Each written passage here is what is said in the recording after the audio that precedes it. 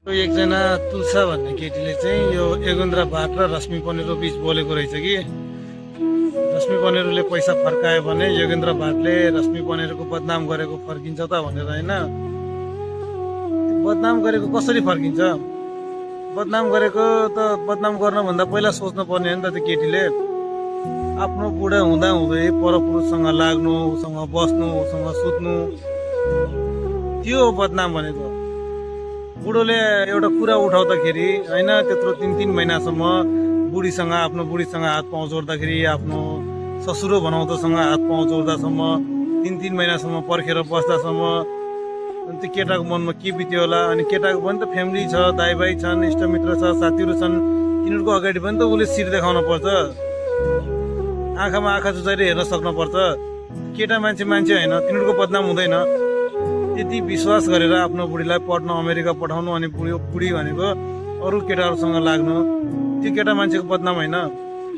कतिसम्म हुन्छ एउटा केटा मान्छेले आफ्नो बुढीलाई विश्वास गर्नु, आँखा बुझेर विश्वास गर्नु, अनि बुढीले पछाडिबाट छुरा रोपेपछि अनि त्यो केटा मान्छेको कतिसम्म मनमा चोट हुन्छ र कतिसम्म बाहिर आफ्नो मान्छेहरूको नजरबाट गिर्न पर्छ, आफ्नो साथीभाइको नजरबाट गिर्न पर्छ भन्ने कुरो त्यो केटा मान्छेको बदनाम होइन। उसले त आज 3-3 महिनासम्म पर्खेर लास्ट अन्तिम इच्छा अन्तिम घडीमा आउँदाखेरि मिडियामा आएर बोलेको मान्छे हो, सोसियल मिडियामा आएर ऊ बोलेको मान्छे हो।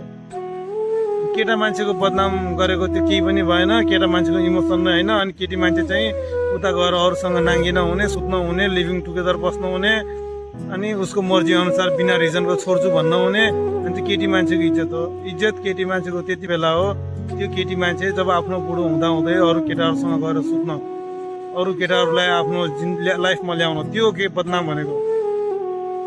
आफ्नो बुढाले कुरा उठाउँदा, आफ्नो न्यायको लागि आफूले माग्दा, आफ्नो आमाको पैसा खर्च भयो त्यो माग्दा त्यो बदनाम हुन्छ।